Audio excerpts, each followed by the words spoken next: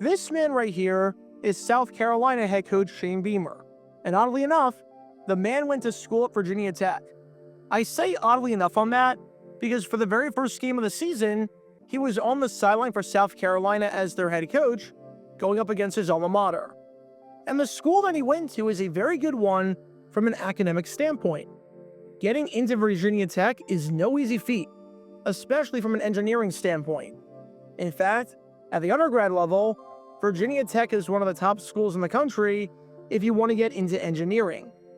And one of the biggest things with engineering is math. Oh man, is there a lot of math involved. If you can't do calculus and algebra and don't know how to calculate numbers, you are absolutely screwed. What I'm saying is that Virginia Tech is a good school, and is a school where they teach mathematics, which is what makes this all the more ridiculous, because clearly, Shane Beamer, despite graduating from Virginia Tech, has no idea how math works and has no idea how to add two numbers up together. What do I mean by this? Well, let's take a look at what happened during that first week of the 2025 college football season between Virginia Tech and South Carolina. South Carolina just scored a touchdown to go up 23-11, with Lenore Sellers doing Lenore Seller things and playing his butt off in the fourth quarter. So naturally, Beamer is going to leave Sellers and the offense on the field and go for two. He's going to try for the two-point conversion because he knows math, and he understands that the value of being up 14 at this juncture outweighs the value of being up 13 by kicking the extra point, and that 14 is sort of a magic number to be up by. And who am I kidding? Would I be making this video if that's what actually happened? Roll the tape. Thought South Carolina might go for two to see if they could extend the lead to 14. Instead, they opt for the point after. Yeah, even the announcers are dumbfounded. Welcome to Dumb Decisions. Before I break down what happened here, this whole series is about taking an in-depth look at decisions made during games that were clearly awful from the start. This isn't something to look bad in hindsight. Rather, this is something to look awful almost immediately. These are moves where your gut instinct tells you right away that there is no way this can possibly work. And sure enough, your gut instinct was smarter than that of a college head coach. And for this one, we're going to take a look at the mind of South Carolina head coach Shane Beamer. For the record, I think Beamer's a really good coach, and I have South Carolina making a lot of noise this season. Sellers looks like a special talent at quarterback, and the way the defense played was incredible.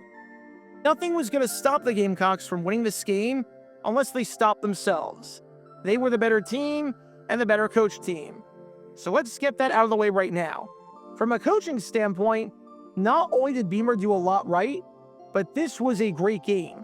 And I loved his decision at the end of the game to go for it on fourth and end it right then and there.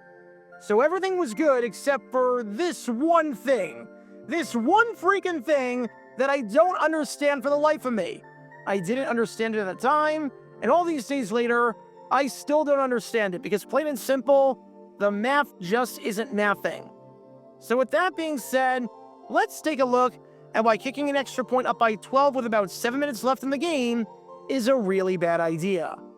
And before I go any further, I have to note that I stream just about every college football game on my main channel, Jaguar Gator 9. And because this was a national standalone game, I had to stream it. And I want to show you my reaction in real time to what happened, because it took me a while to process what was happening, because it truly was that stupid. Just so you know that this truly isn't hindsight bias and trying to take a dig at a very good head coach and a very good team for no reason, here you go, my real-time reaction. Most he had last year was 69 in a game, 99 here tonight, and the extra point is good, 24-11 to make it a... Wait, they kicked... Wait. They kicked the extra point. Wait a second. Wait, they kicked the extra point? Wait a sec. What? Wait, why would they kick the extra point? Wait a second. Why would they kick the extra point? What does that do for you? What does that do for you? That makes it a 13-point game. 2 touchdowns gives you the lead.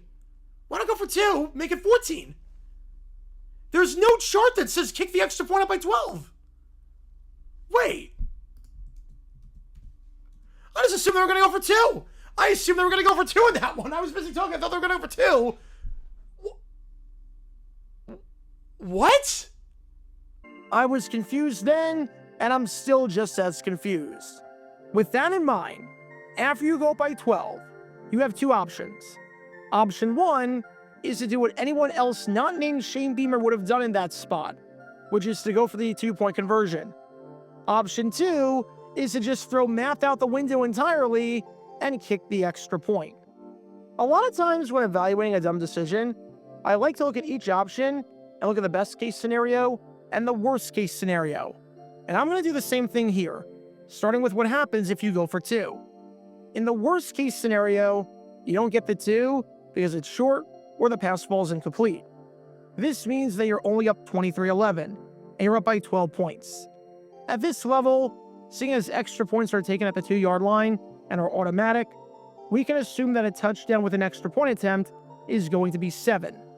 This means that for Virginia Tech to come back, they need to score 2 touchdowns.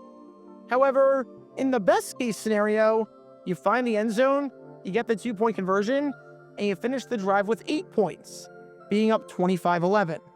Now, you're up 14 points.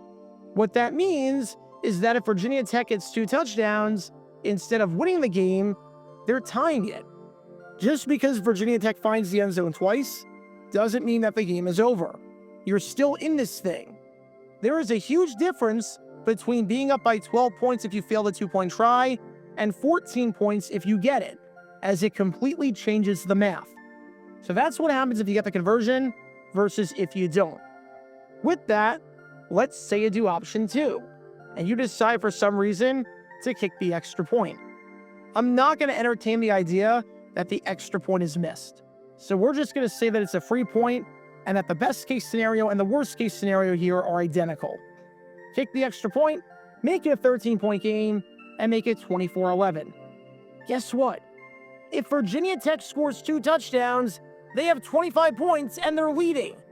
Doesn't that sound exactly the same as the worst case scenario if you don't get the 2-point conversion? The best case scenario by kicking the extra point and the worst case scenario by going for 2 are exactly the same. Because at this stage in the game, there is no difference, none whatsoever, between 12 points and 13 points. The difference between 12 or 13 points and 14 points, though, is monumental, because it becomes a 2-touchdown game to tie. But 12 or 13? 2 touchdowns gives the opposition the lead and the win either way. I always say that football is not a game of points, but rather a game of possessions, and that just because you can increase your score doesn't always make it the right move. If the goal is to win, and you're down by the goal line up by 1, and the opposition has no timeouts left and there are 20 seconds left, is it better to take the knee or run it in and increase your score to go up 8? The first option is better. Even though your score is lower, it helps you achieve the main objective because you limit the number of possessions for the other team. The same logic to some extent applies here. Being up 23-11 instead of 24-11 might hurt a little bit in terms of the numbers on the scoreboard, the raw numbers themselves. But the reward you get being up 25-11 versus 24-11 outweighs that tremendously because it changes what Virginia Tech has to do on their possessions and completely changes the math. If you have 2 options, and in both of them, 2 touchdowns while the other team wins the game, but in one of them, there's a chance, and a darn good one at that, considering how teams are at running 2-point plays, that 2 touchdowns while the other team does not win the game, wouldn't it make sense to run that option? Now, I want to address a criticism of my argument that I saw a lot, and that is what happens if South Carolina scored again. Let's say you score the touchdown and get the extra point to make it 24-11. Virginia Tech goes down the field and scores a touchdown to make it 24-18. If you get a field goal on your next possession, it's 27-18. It's a 2-score game, and with that little time left in the contest, it's virtually impossible to come back if you're the Hokies. Conversely, if you go for 2 and miss, and it's 23-11, and Virginia Tech scores a touchdown to make it 23-18, and you get a field goal on your next drive, a 26-18 game is only 1 score, so Virginia Tech would still have a chance to come back. And all of that is true. I admit that all of that is true, which is why I wouldn't be making this video if it was the second or the third quarter. Heck, even super early in the fourth quarter, 14 minutes left in the game, I get the logic. But here, with 7 minutes left in the game, you do realize there are only 60 minutes in a football game, right? Time is a finite resource here. In what universe, with 7 minutes left, is Virginia Tech going to go on a touchdown drive? Especially with the Gamecocks playing defense in a way that doesn't allow anything over the top. So it's going to take some time. South Carolina, trying to drain the clock and taking the play clock down all the time, goes on a long drive to kick a field goal, and then Virginia Tech gets it back and goes on a second long touchdown drive. If we assume a touchback on every kickoff, how is Virginia Tech going 75 yards, then South Carolina going 50 yards while draining the clock, and Virginia Tech going another 75 yards, all in the span of 7 minutes? It's like saying in basketball, when you're down by 3 points with 4 seconds left, that you should go for the quick 2. Because if you get it, then even if the other team makes both of their free throws, it's only a one-score game, you have time to get a 3. Like, yes, that is true. And that is perfectly valid and sound logic if there were 15 seconds left in the game. But 4? The game can't go on forever. The logic doesn't make sense. And I also know some people, for some reason, that are defending the decision by saying that with the way your defense was playing, you should kick the extra point and trust your defense. Heck, you might be thinking about it right now. And to them I say, how does that make any sense? Trust your defense is the decision to punt the ball and pin them deep versus going for it. It has nothing to do with basic math. Nothing changes defensively no matter what happens on the 2-point conversion or the extra point. It's not like if you don't get the 2-point try, a magic fairy comes and erases the touchdown and it stays in a one-score game. You can trust your defense while also understanding the principles of basic math and how scoring works. So nothing about this logic or any counter-arguments that I've seen floating around makes any sense at all. I don't know why Beamer did it, and it didn't cost him at the end of the day. Hence why no one asked him about it in the post-game presser. Because whether they went for 2 or not, I don't know how Virginia Tech was going to score on them on this day. But it was a dumb decision nonetheless. Sometimes, the 2-point conversion charts can lie, and I definitely have different opinions in certain moments than what the quote-unquote math might say and dictate. But this was such an obvious one where there was a consensus and everyone seemed to agree what the right move was, except for Shane Beamer himself. So what did we learn from all of this? If you're up 12 points midway through the fourth quarter, go for 2. End of discussion. No ifs, ands, or buts about it. There is no reason to not do it. Don't think of hypothetical scenarios where you can just magically create 5 extra possessions out of thin air to justify it. The only thing to think of is that there is no difference between 12 and 13, because the other team needs 2 touchdowns to win. But there is a difference between either of those numbers and 14, where the other team's 2 touchdowns merely ties the game.